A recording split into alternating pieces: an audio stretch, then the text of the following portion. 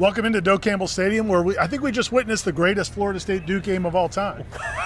It's got to be up there, right? I don't know. The 17 game, the top 5. You won by 3 up in Cameron, or whatever it's called, Cameron Outdoor Stadium. They got the big win at the end of the COVID season. Yeah, that's true.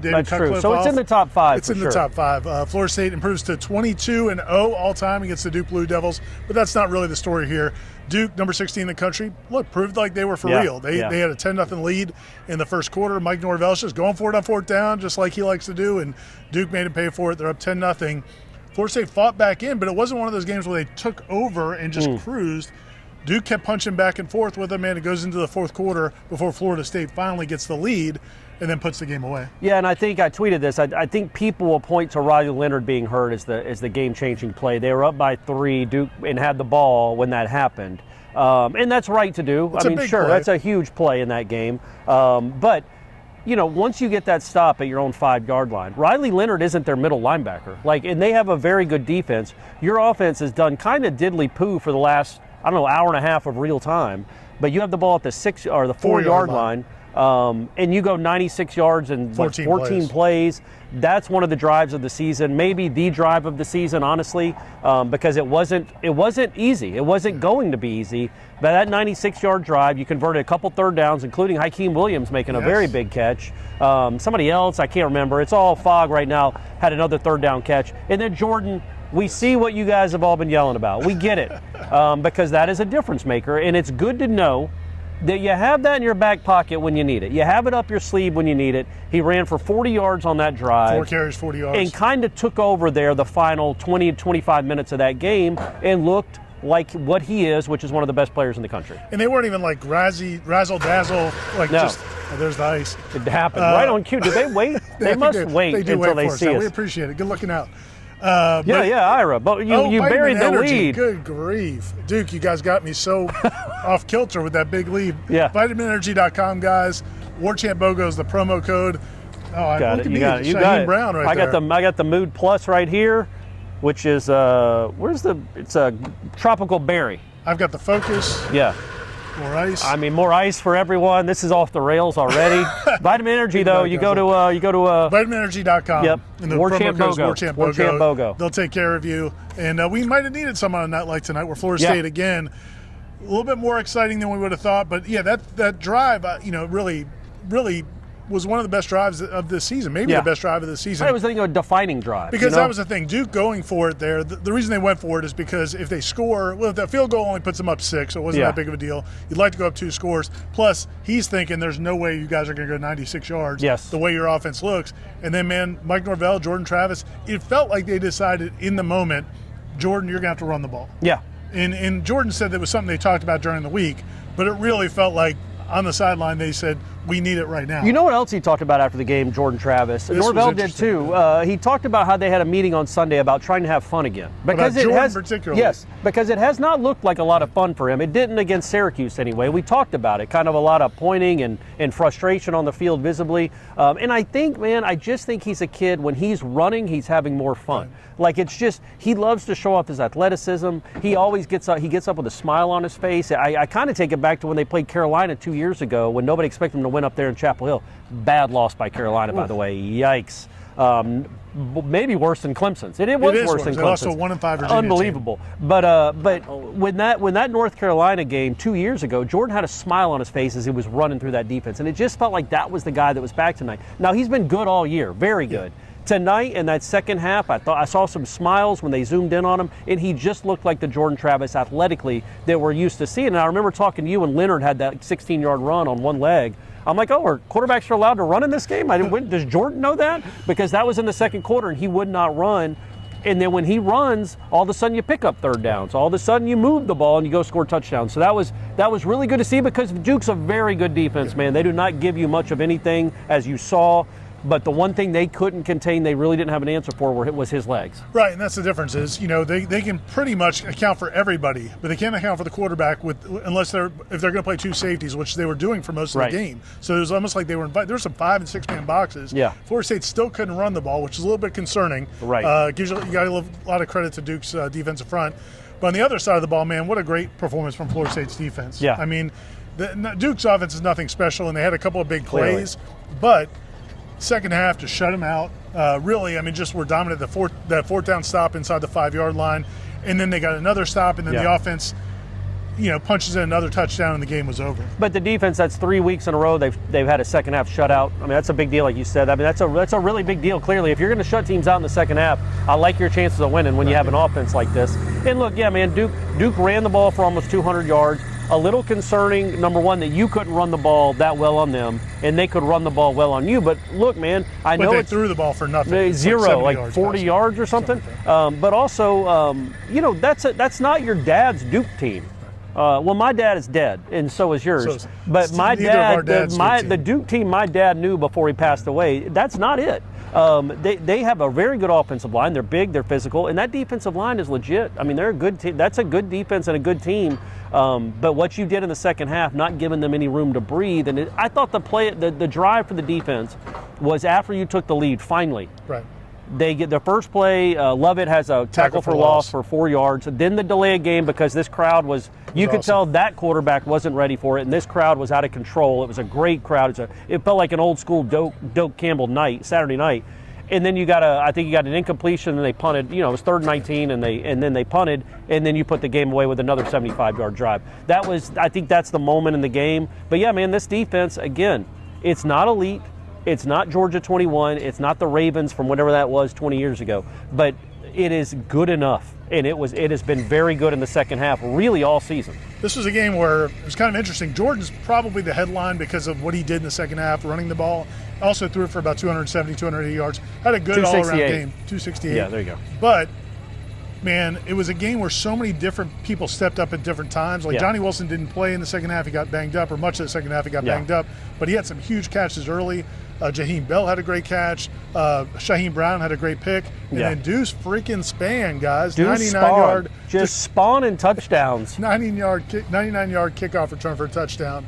And, man, I mean, that's one of the plays of the year. It is, because it's 17-7. Like, this crowd was ready to go. It was ready to explode, and then you immediately kind of lay an egg and you're down 10-0. Norvell has a ridiculous decision to go for it on 4th down from his own 36-yard line.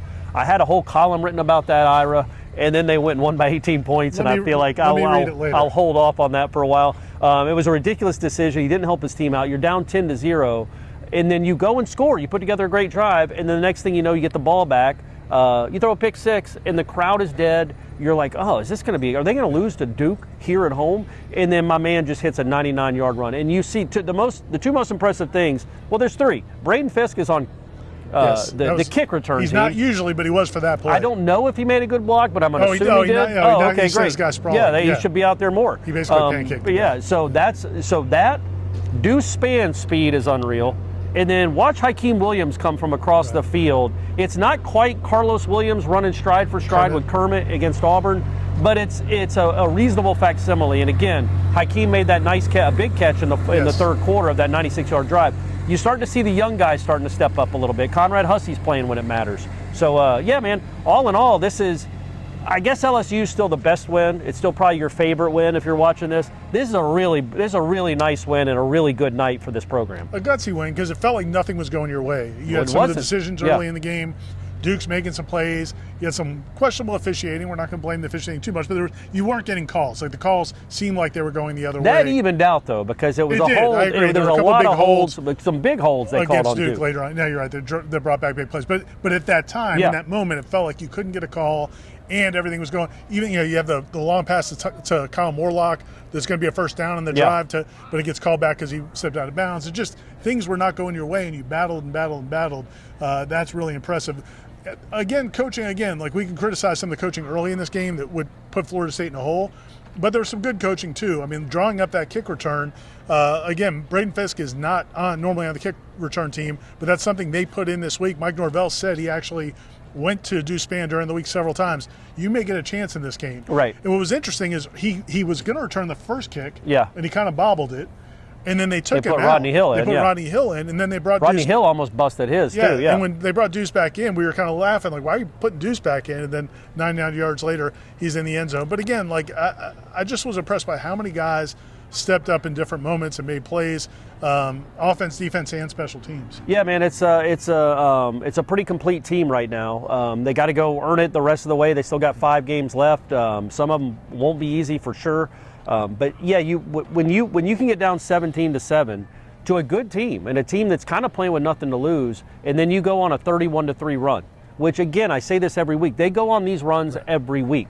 There's no other team in the country, I really don't think, that's going on like 30-0, 31-3 runs against everyone they play. And even the games, I mentioned Clemson, 24-7. Boston College, they went on a 31-3 run or a 28-0 run, whatever they did. Like, they've had these moments in every game where they just dominate. They don't do it for 60 minutes. Nobody does. But, I don't know that there's a team in the country who would have had a better win tonight, especially the way it ended. The final 18, 20 minutes, because the whole country's probably rooting for Florida State to lose. Wouldn't it be cool for Duke to go in there, upstart Duke to go in there especially and knock off Florida State and Riley Leonard's story, and then you just end you make their little daydream a nightmare. You turn their lights out in the span of about 8 minutes of game time. That's in a spawn. It was a spawn of 8 minutes of game time. It was just, yeah, man. I'm probably as high on this team after this win as I was after Orlando. Like, I'm close to that. That's how impressive I think the final 20 minutes of this game were. And we've been saying this all season, but you got to say it again. There's still a lot of room to improve. They could not run the ball very well at all. You got to give Duke credit, but also. You should be able to run the ball better than And I meant to mention that what's cool, though, about this team and this offense this year, Trey, you're not feeling it. You're not running well. We don't like the way you're running. Okay, well, we got Keziah Holmes. You got Toa Feely and Rodney Hill. Toa Feely and Keziah Holmes and Rodney Hill all scored touchdowns. Right. They're your backup running backs. Trey Benson, I don't know, had 11 yards. Who knows what he had. But those other 3 guys made huge plays because it's a running back room. It's not just a dude. It's 4 guys that can all play. And it was really cool to see Keziah get in there, man. He's basically played anonymously since he got here. In these last 2 weeks, he's scored touchdowns and has looked really good doing it. I think, if I was them, I'd think about maybe getting 26 the ball more. But either way, they got an embarrassment of riches in the backfield. Well, again, you survive and advance when a lot of the teams did not. Correct. North Carolina lost today to Virginia at home. That's awful, man. Clemson lost again down in Miami. I think we can eliminate Clemson now from the ACC Clemson has been eliminated, yep, officially. Dabo, they're all diving off that bandwagon, buddy. You're going to love it. It's going to be 2010 all over again. Florida State goes to Wake Forest next week. There's a couple of injury things. We'll have to see how they play out this week. Johnny Wilson, like we said, left during the game. We don't want to speculate, but obviously it looked like a concussion. I mean, we're not doctors. I mean, I know you look at us, you think we're doctors because of the glasses. Vitamin Energy makes us feel like doctors. Yeah, I mean, we are. We can take moves. Look at this. Yeah, focus. I can focus like a doctor, but I'm not a doctor. But that looked like a concussion. You don't know how those are, and when the timetable might be back for that. Obviously, Lundy got helped off at the end of the game. I think Tatum might have. And yeah, he did. And then Jordan Travis said that Maurice Smith wasn't feeling great on that very last play, and they still ended up. He blocked led the way for a touchdown. But you look around the landscape, Ira, with North Carolina losing, you have some runway now. You don't want to lose. Right. You don't want to lose. But if you win 2 of the next 3, I don't see a scenario. I can't envision. I don't know how it would work mathematically. You're 5-0 right now in the ACC. So if you win 2 of the next 3, you should be in Charlotte no matter what happens in that other game. I would think so. I just feel like that. I don't know how it couldn't happen otherwise because Louisville and Carolina all have 1 loss. Now Duke does too, and you have the tiebreaker over Duke. Right. So I feel like if you finish at 7-1, you're going to be in Charlotte. So if you got to win 2 of the next 3, go ahead and win all 5. But that's not what they want. What? They want to win them all. Well, that's what I said. Just go ahead and win the next 5. There you go. I mean, listen. Yeah, that is. I know. That was weird. I already had my next line in mind. Sorry. I needed the focus back, guys. Yeah, you want some? VitaminEnergy.com. Go there. Warchant BOGO is the promo code. We got plenty of coverage coming. Corey's column is not up on the site yet. He had to do a little rewrite. I did. Sorry, gang. Well, by the time you're watching this, you might have just woken up from a slumber. It'll be up there by then, but I have not written it as we record this. They also got a commitment tonight from a linebacker. I think Ethan Pritchett committed to Florida State tonight. So good vibes going. They had a lot of recruits here this weekend, so they put on a show in the second half. Hopefully they didn't all leave at halftime. I would hope not. That would have been weird. Signing off from Doak Campbell Stadium for Aslan and Corey, this is Ira. We'll see you next time. See you at Snuggy Hill.